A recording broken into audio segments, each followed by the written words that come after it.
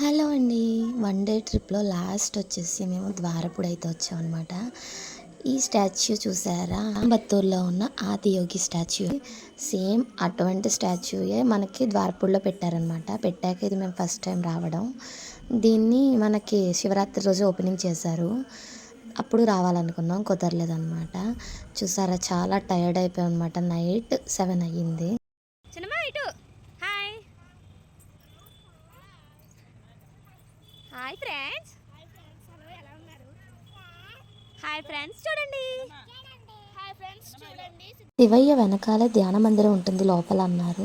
వెళ్ళి చూసేటప్పటికి తాళం వేసేసింది అనమాట. నైట్ అయిపోయిందని చెప్పాం కదా. ఈ శివయ్య చుట్టూ కూడా స్టాచ్యూస్లా ఉన్నారు. మినీశ్వర్లు అయితే చాలా బాగా అనిపించింది వ్యూ అయితే. మేమైతే శివయ్య దగ్గర మంచి మంచిగా ఫొటోస్ దిగి కింద టెంపుల్స్ కూడా వెళ్ళాం. అవి నెక్స్ట్ షాట్లో అప్లోడ్ చేస్తాను. Bye bye, thank you.